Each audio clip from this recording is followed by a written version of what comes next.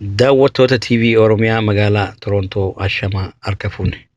Sagantaa guyyaa har'aa keessatti walii galtee adda bilisummaa Oromootii fi gurmuu miseensota adda bilisummaa Oromoo jidduutti godhame ilaalchisee gaafiif deebii jaal dursaa milkiitii waliin goone akka armaan gaditti isinii dhiyeessina. Jaal dursaa wajji turtii gaarii ani Garbii Nuureeti.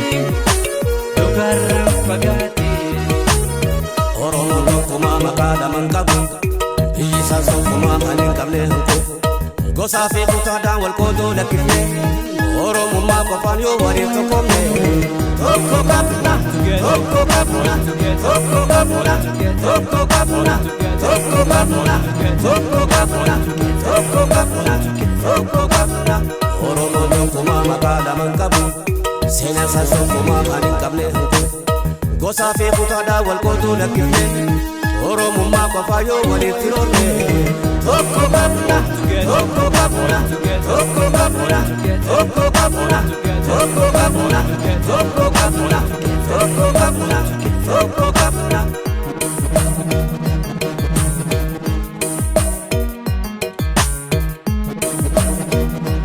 Toko kapuna, toko kapuna, toko kapuna, adab sena, toko kapuna, Oromo toko pena. Toko kapuna, toko kapuna. Kapna adab sena stoko kapna Oromo stoko pena Wati ko du padu Hedu na ke padu Dupi adane ba padu Kachelo tu padu Dupi adan ba padu Kachelo tu padu Uapi tagamin Anggo fimbololi Kesaken mulisen Dinaf karambanin Kesaken mulisen Ya tuli yeni suyo mutokuma Ya ilma morana ilma baretuma Kuta wal kokodun yaron dabre amma Kubab garjalati Oromo tokuma Toko kapuna, toko kapuna, toko kapuna, toko kapuna, toko kapuna, toko kapuna, toko kapuna, toko kapuna. Ya bibi yeni serumu tokuma, ya ilma morana ilma baretuma. Kuta wal kokodun yaron dabre amma, kubab garjalati Oromo tokuma. Toko kapuna, toko kapuna, toko kapuna, toko kapuna, toko kapuna, toko kapuna, toko kapuna, toko kapuna.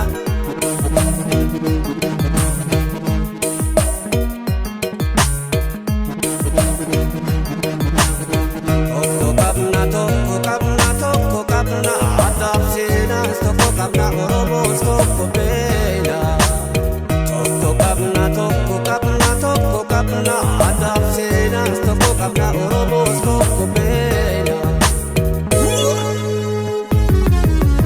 Kabaji hayuke, ekatu serake, tiksina musake, boni enyumake, tiksina musake, boni enyumake, bili sumadap kai, harkatoko tai, dinarat kopai, sabake tiftai, dinarat kopai.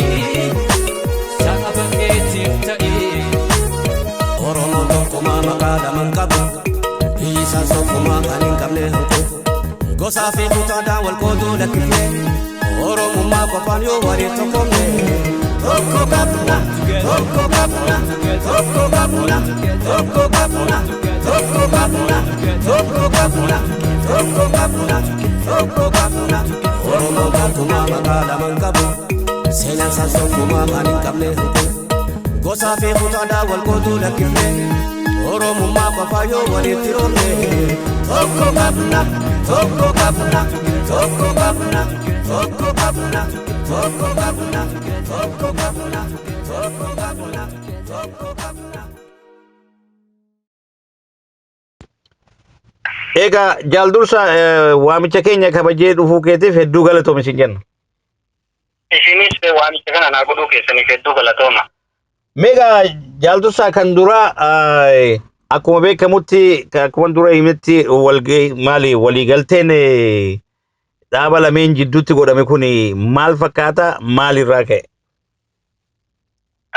Waliigalteen dhaaba kana lamaan jidduutti godhame waliigaltee akka argiteetiin qaama gurmuu qabsaa'ota bilisummaa Oromootitti nuti gurmuun kun tokkummaan dhaabaa akka deebituuf argitee yaada keenya yaada nuti irratti hojjetaa turre yaada irratti argitee yaamicha godhaa turre yaaduma nu yaamicha irratti godhaa turre santu bakka nuuf gahee kanuma. Tole gaamee waliigaltee kana milkeessuudhaaf akka nam tokkotti wanni jaaldursaan godhu maal?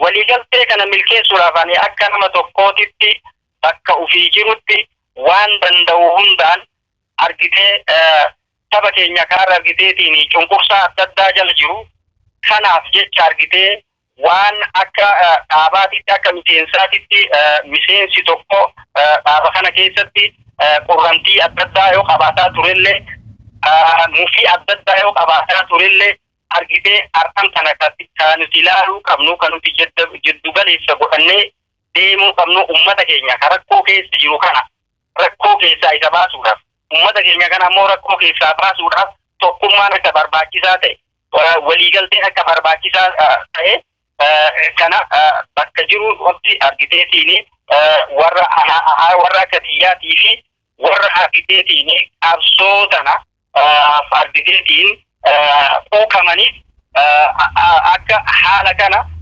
fudhataniif nama tattaafatu tokkorraayi. Tole egaa akkuma beekamutti booddeen kana waan akka faashinaa ta'e tokkotu jira. Yeroo asii waliigalteen uumame asumaan fottoqeen tokko uumama. Haga ammaa akka agarruutti akkasi deemaa jira. Tokko kaani waliigalee jira murni kun asuma garagalee lakki dubbisu nun ilaaltuu jira. Amma kara keessaniin already tokko ta'ee jira. Garuu amma warri amma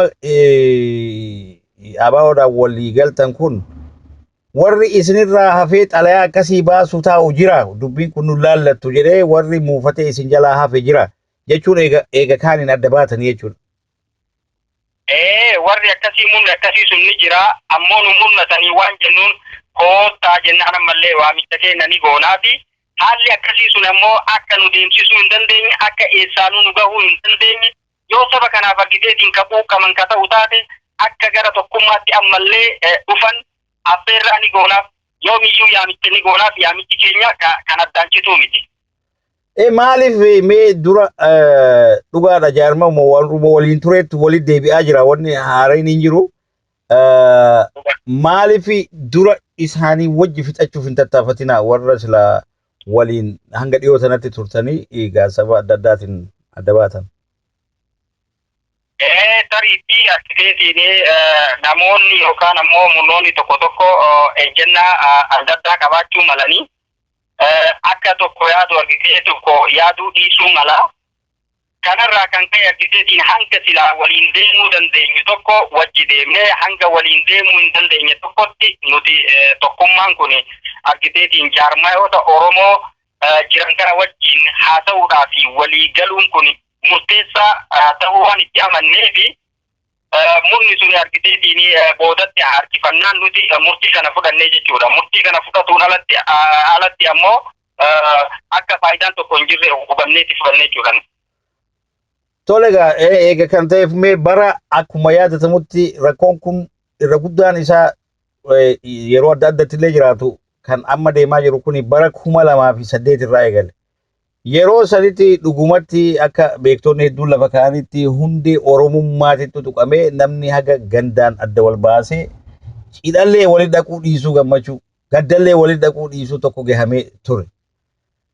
Haala yeroo sanii ilaalchisee mee yeroo amma teessee yaaddu maaltu sitti dhaga'ama? Dhugamatti yeroo adda addaatti argitee dhaaba keenya kana keessatti tottophiinsa adda addaatu jiraataa ture. Keessattuu ka bara 2008 suni baay'ee tokko ka hamilee keenya nu tuqe. Yeroo sanitti bakka ofii jirruu fi naannawa jirrutti haalli suni ta'uun baay'ee nu rifachiisuu birallee dabree argiteetiin waan sanillee dura dhaabbatuudhaaf tattaaffii godhaa turre. Tattaaffii sana keessatti ammoo bakki nuti jirruu fi bakki argiteetiin haalli kuni lafarratti itti adeemamaa ture gargar waan ta'eef haala san keessatti dhibbatti hirmaachuu dadhabnullee argitee bakka jirrutti mormii guddaa godhaa turre. Haalli suni iddoo argiteetiin ka ummata keenyaa fi argitee miseensota keenyallee baay'ee rifachiise. Mee haala yeroo san godhamee fi akkuma murnatti yookaan akkuma namni waliin deemaa ture sanitti namni sun hundi bifa sanii walii galee jira moo ture moo namootuma tokkotu maashina ta'ee duuba waan kana hunda dhiibaa ture namootuma hanga tokko? Akka ani irraa hubadhutti murni waan akkasii dalage suni waan san haa dalaguuyyuu malee ufuma isaatiifuu hagam takkaa akka waliin deemuu danda'u ufuma isaatiifuu ammoo argiteetiin wal gilgaaluu dhabuun argitee maalummaa walii qajeelatti wal beekuu dhabuun akkasitti ammoo deebisee lammata dhaaba keessatti filaa gaafii rakkoo jirtu dhaaba keessatti waloodhaan haasa'amee xumuramuu silaa malu akka murnaatitti fudhatanii deemuun argiteetiin akka walitti dhiyaatanii haalli suni akkasitti deemuun ummata keenya hedduu biratti ummata baay'ee biratti fi akkasuma miseensota keenya baay'ee hedduu biratti fudhatama dhabuun isaa akka argiteetiin haalli suni bakka hin geenye taasisee jira jechuudha. Egaa mee yeroo sanitti natti fakkaata naannoo isin jirtan sanitti gaagaabni lubbulleen gahee jira natti fakkaata akka hubadhutti. Waan san oolchuudhaaf tattaaffiin isin gootan maal fakkaata? Waan sana oolchuudhaaf nuti tattaaffii hedduu goonee tasgabbii hedduu gungummii hedduu takaate argiteetiin bakka ofii jirru sanitti qabbaneessaati turre. Naannawa nuti ofii turretti argiteetiin haalli akkam isin jettanii kunillee hin taane garuu ammoo naannawa dhibii keessatti ammoo haalli suni ta'uu nullee akkuma amma isin dhageessan kanatti dhageenye. Naannawa ofii jirutti ammoo haalli akkasii suni hin taane ta'uudhaaf asilaa ka'ee jabinumaan miseensota keenyaatiin haalli suni tasgabbaa'ee jechuudha. Okay, waan ta'e sanirraa waan baay'een ta'ee jira. Isarraa amma namni akkuma hawaasni Oromoo guutuun barnoonni waan akkasirraa argachuu qabu maal sitti fakkaata? Keessattuu warreen waan akkasii deebisuuf yaada yoo jiraatan barnoonni waan sanirraa argame maali sitti fakkaata? Waan sanirraa barnoota hedduutu nuuf argame akka murnaatitti deemuun akka naannawaatitti deemuun akkasuma immoo akkaataa garaagaraa kophaatti deemuun akka isaanillee nu geenye argamee jira arginee waan fi argaa jirrullee jechaadha. Kun ammoo gabrummaa uummata keenya irra jirtu daranuu kan nutti dheeressu ta'uu isaa agarra waan ta'eedhaafu waan dabrisan irraa of duuba deebinee waa laaluutti nurra jiraata. Yoo argiteeti of duuba deebinee waan dabrisan irraa waa barachuu dadhabne gara fuulduraatti illee argitee waa barachuu hin dandeenyu haala akkasii sanirraa amma jabinaan argiteetiin haala qalate san irraa barumsa fudhannee akka haalli sun nutti hin deebineeti kakuu irbuu kaleessa walii seenne saniin kakuu keenya haaromsannee dantaa uummata keenyaatiif jecha hojjetuu qabna jechuudha. Tole egaa inni egaa yaada gaariidha. Mee haalli silaa egaa akkuma jenne haalli yeroo san uumame inni amma kuteera. Fuuldura gaa hireen Oromootis bal'oo ta'uu dandeessi. Fuuldura warri kun hundi hiikaas bal'inaan argachuu danda'a. Mee amma dhumarratti dhaamsi qabsaa'ota Oromootiif kan bifa adda addaatiin faca'anii jiruuf qabdu yookaan immoo namuu deebi'ee jaarmaa isaa jabeessee fuuldura tarkaanfii barbaachisu fudhatuuf namuu akka qophaa'u dhaamsi qabdu. Garuu isa duratti kan inni dura si gaafatanii jira gahee ati qabsoo bilisummaa Oromoo keessatti qabdu yoom akka jalqabde maaliifi kan gubbarratti ibseetiin jira nama yeroo dheeraa qabsoo kana keessatti qooda fudhate jee akkan dhagayeettiin ibsee. Mee isa san dura isa san ibsiiti isa boodammoo gaa kara dhaamsa jaallawwan bakka adda addatti faca'anii jiranii fi akkasuma Oromoota maraaf qabdu goota jechuudha. Akka waliigalaatitti qabsoo hacuuccaa bittaa gabrummaa kana kan baranne uummanni keenya cunqursaa jala jiraachuu abbootii keenya irraa barannee ani egaa of baradhee guddadhee bara 1990 keessa akkuma addi bilisummaa Oromoo biyya seeneeni argiteetiin addi bilisummaa Oromoo eenyummaa keenya Oromummaan akka ta'e argiteetiin adda bilisummaa Oromootu nu barsiise. Kanarraa ka'uudhaan bara dargii kana keessa mana barumsaa ture. Haala mana barumsaa keessa ture keessatti bara sana argitee Oromummaa himachuun qaanii ture. Booda akka bilisummaa Oromoo dhufee argitee eenyummaa keenya nu barsiise, maalummaa keenya nu barsiise, seenaa saba Oromoodhaa nu barsiise. Kanumarraa ka'uudhaan baruma sanarraa kaasee qabsoo kana keessatti hirmaachaan ture. Erga sanii ammoo akkuma dhaabni keenya chaartara keessaa ta'een turtii xiqqoo takka booda anillee gara biyya namaatitti baqadhee kana booda ammoo biyya namaallee baqadhee jennaaniin haalli biyya keessaa na baase suni argiteetiin ammallee biyya namaa akka keessa jiru sanitti illee na jalaa hafuu dhabe. Fulmaanni biraa akka hin jirre hubachuudhaan dirree qabsootti deebi'ee dirree qabsootiin ture jechuudhaan. Inni miseensa gumii sabaatis turtee ture moo akkam? Ani miseensa gumii sabaa keessallee hin turre akkuma qondaala olaanaa tokkottiin ture.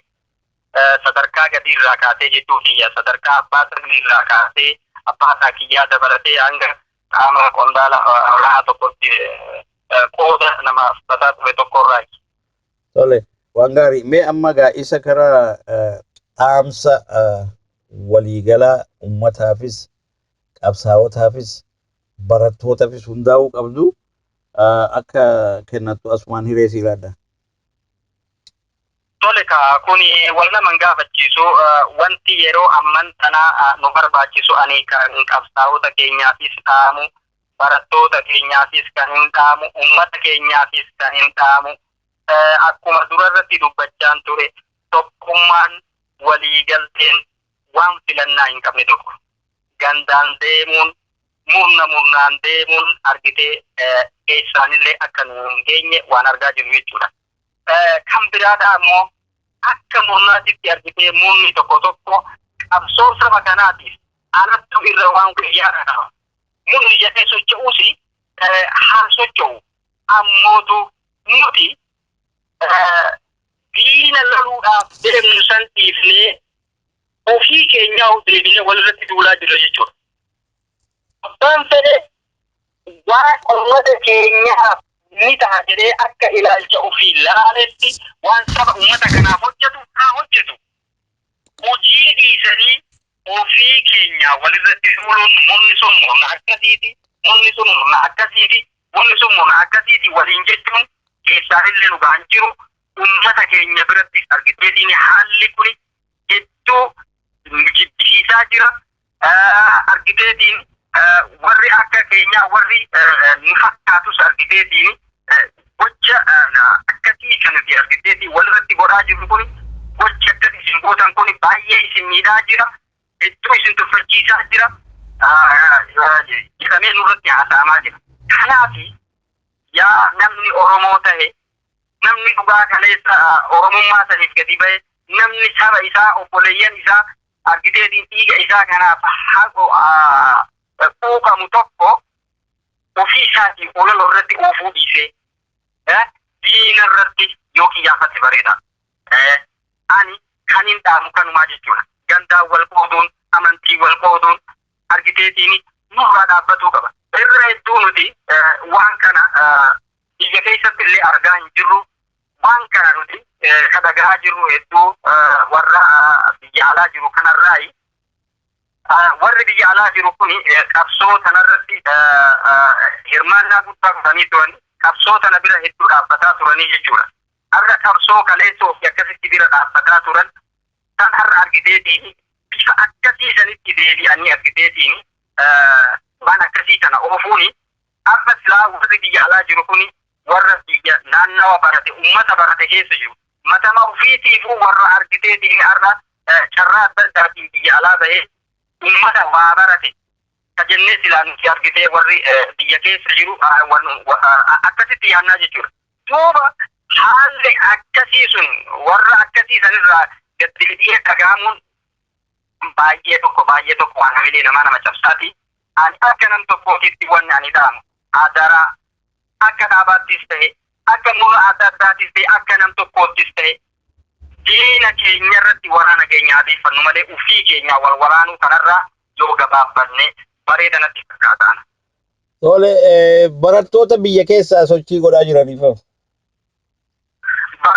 barattoota sochii biyya keessaa godhaa jiraniif dhugamatti barattoonni keenya sochii guddaa godhanii sochiin isaanii argiteetiin baay'ee nama gammachiisu sochii boonsaadha. Ammas taanaan boris taanaan sochii isaanii kana akkuma qabatanii deemaa jiran kanatti sochii isaanii daranii cimsanii akka itti fufan dhaamsa isaaniif godha jechuudhaan. Nullee isin bira dhaabbachuu keenya isaan bira dhaabbachuu keenya akka ittiin hojjetan barbaannaa jechuudha. Tole nuti amma jechuu barbaannu keessattuu warri biyya alaa jirtan kun argitee yeroo adda addaatti carraa tokkoon faaltookii ni dhaggeeffanna. Namoonni tokko dhugamattuu yeroo faaltookii kana irra bahanii haasawanii haasofni isaanii argiteetiin kan saba Oromoo kanaaf yaadu osoo hin taane kan saba Oromoo kana argiteetiin gandatti facaasu yaanni nama tokko argitee kan abdii nama kutachiisu haasawa akkasii kanatti haasa'amaa jechuudha. Haasofni akkasii suni eessaanillee nun ga'u.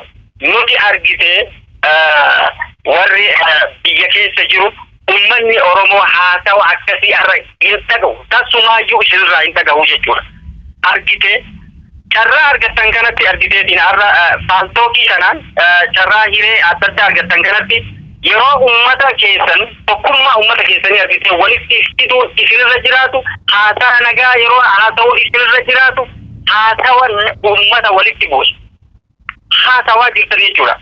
Haasofni isin haasoftan kuni dhugamatti namoonni tokko ka haasayani ani hin beeku namoota kanaan Oromoodhaallee jechuu hin danda'u. Dhugaa namni kaleessa argiteetiin maqaa saba kanaatiin maqaa argiteetiin Oromootiin maqaa Oromootiin miidhamee biyyarraa ta'e jedhu haasawa silaa isarraa hin eegamnattu haasawaa jira. Haasawa akkanaa kana yoo dhiistan bareedaadha.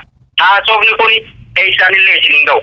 Jaalattanii jibbitanii isinillee bor yoo bu'aan ummanni Oromoo yoo bilisummaa argate isinillee warra rakkan haasoftan kun bu'aa bilisummaa kanarraa warra qooddatu tokko. Kanaaf yoo waan bira godhuu dadhabdan yoo qabsoo kana bira dhaabbachuu dadhabdan yoo argiteetiin qabsoo kana gargaaruu dadhabdan afaan keessan qabadhaatii hojii keessan hojjedha. Kana isinii dhaabna nuti argiteetiin uummanni Oromoo gurra kan amma ittiin dhageeffatu hin qabu.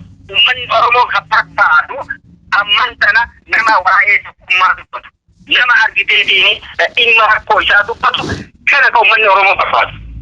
Amma argiteetiin dhimma nama tokkoo dhimma dhaaba tokkoo haasofni akkasii irra hin feesu. Uummanni haasoo akkasii isin dhaga'uun feesu.